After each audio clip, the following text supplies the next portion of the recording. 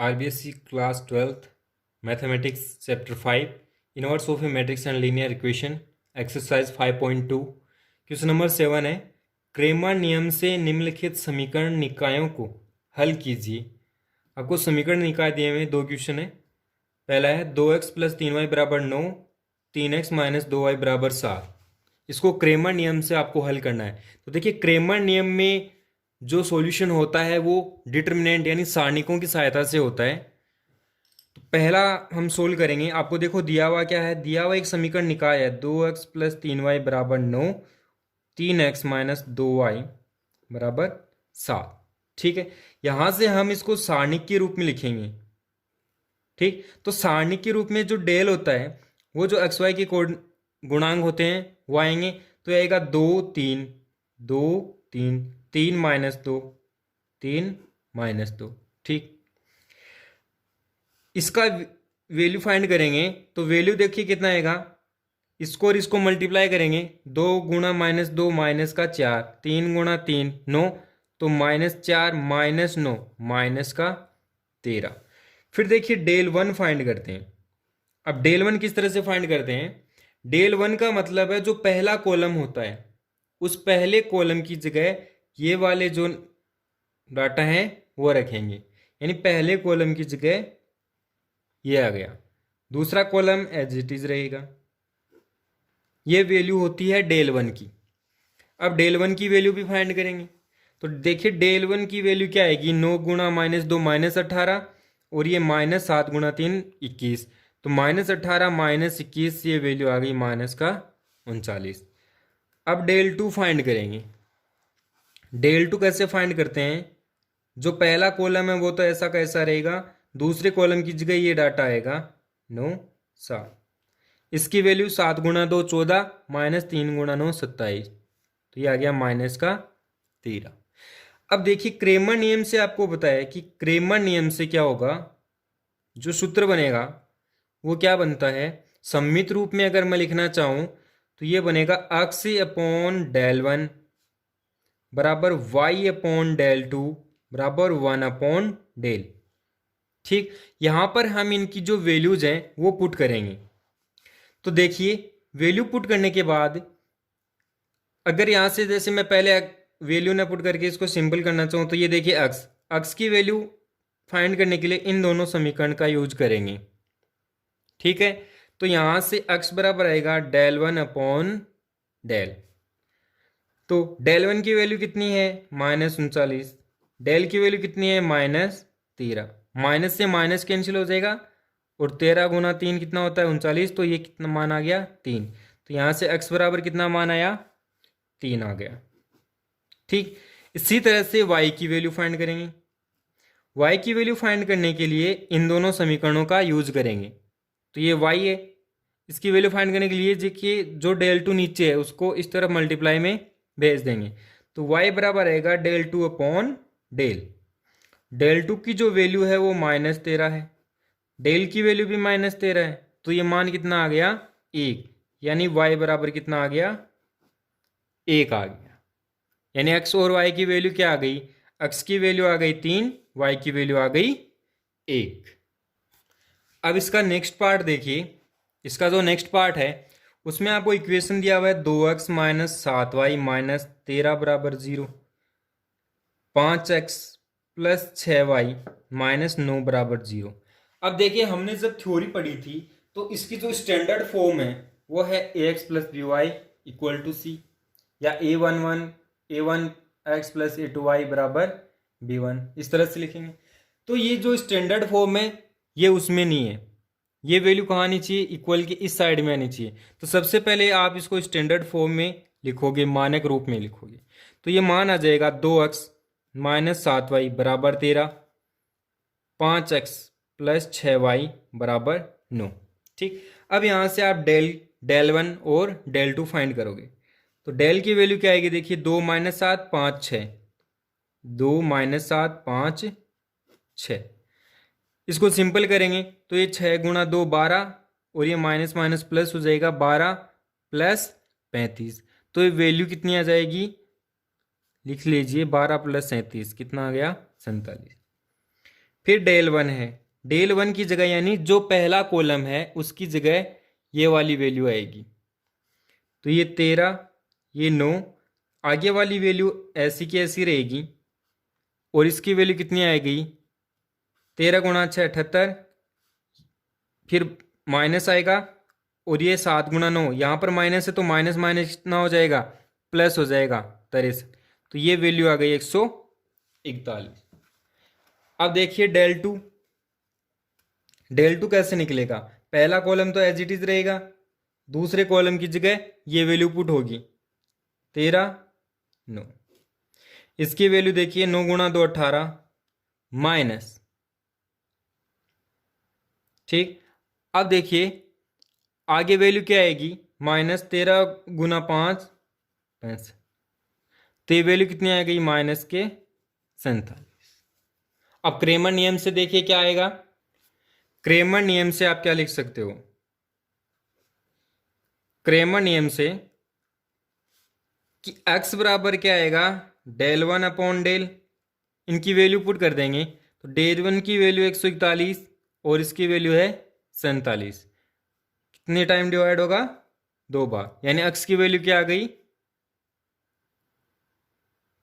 3 बार होगा, कितनी बार होगा, 3 बार, तो x की वैल्यू कितनी आ गई, 3 आ गई। साथ में यहां से x बराबर 3, अब y बराबर क्या आएगा, del two upon del, del two की वैल्यू है माइनस का 47, डेल की वैल्यू 47, तो ये मान कितना आ गया, -1, यानी y बराबर कितना आ गया, -1,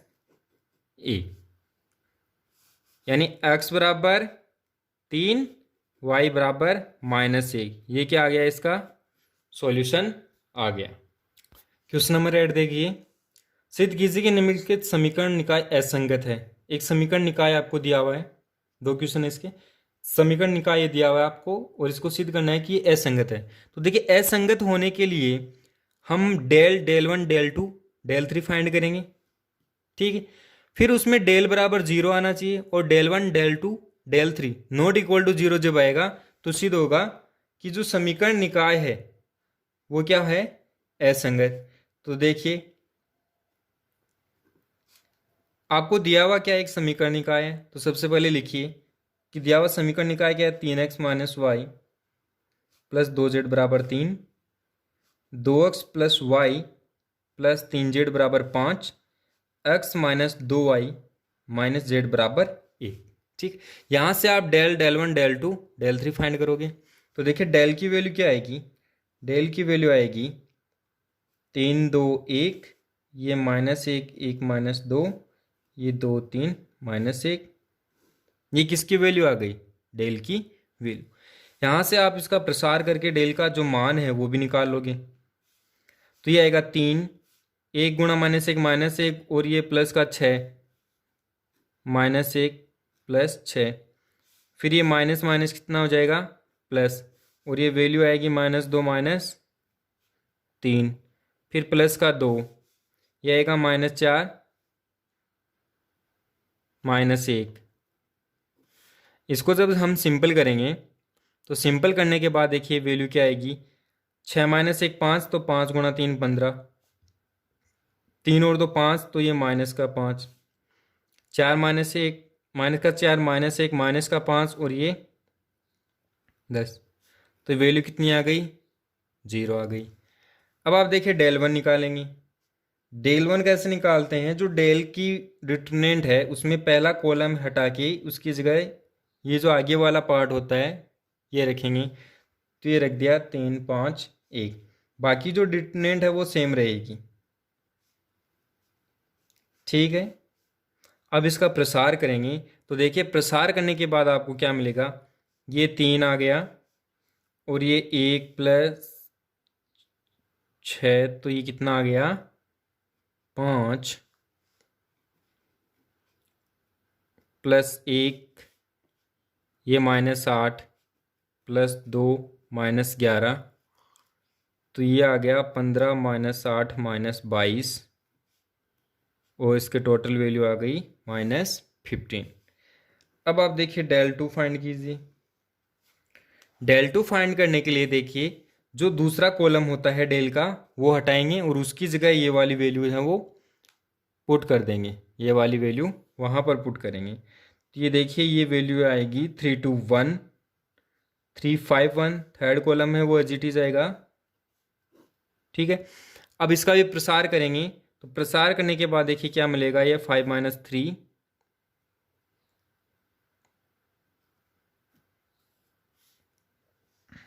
-5 -3 माइनस का 8 आ गया। ठीक है, और प्लस प्लस की नहीं, ये माइनस आएगा -3, ये -5 +2 -3। इसको जब सिंपल करेंगे तो आएगा माइनस का 24 प्लस का 15 माइनस माइनस क्या हो गया प्लस, और ये -6। तो टोटल मिलाकर वैल्यू कितनी आ गई है 15 आ गई है। अब डेल 3 फाइंड करेंगे। डेल 3 में जो पहला और दूसरा कॉलम है वो तो एज इट इज आएगा, ये लीजिए। थर्ड कॉलम की जगह जो वैल्यू पुट करेंगे वो आएगी 3 5 1। अब इसका प्रसार करेंगे तो देखिए प्रसार करने के बाद आपको वैल्यू क्या मिली है 3, 1 -10, ये तो ये माइनस का 9, ये माइनस और ये माइनस हो जाएगा +1, फिर -3, फिर प्लस का 3, 4 -1 3, तो ये -27 -3 +9, तो कुल मिलाकर ये वैल्यू आ गई -21। अब यहाँ से आप देखोगे कि जो डेल है क्या है, डेल बराबर 0 है। ओके, बट परंतु जो डेल 1 डेल 2 डेल 3 है equal to 0, del 2 not equal to 0, del 3 not equal to 0। इसलिए ये जो समीकरण निकाय है वो कैसा होगा, इसलिए समीकरण जो निकाय है वो असंगत है। कैसा है, समीकरण निकाय असंगत, ये सिद्ध है। इसका नेक्स्ट पार्ट देखिए कि जो समीकरण निकाय है इसको असंगत सिद्ध करना है। तो इसमें देखिए जो समीकरण निकाय लिखा हुआ है उसको हम पुनः रीअरेंज करके एक स्टैंडर्ड फॉर्म में मॉडल फॉर्म में लिख लेंगे। x + 6y, यहाँ पर z की कोई वैल्यू नहीं है तो 0z लिख दिया। ये प्लस का 11 इस तरफ है उसको उस तरफ लिख दिया। ठीक है, दूसरा जो एज इट इज है ये प्लस का 3 है उस तरफ गया -3। यहाँ पर x की कोई वैल्यू नहीं है तो ये 0x लिख दिया, +6y -18z बराबर -1।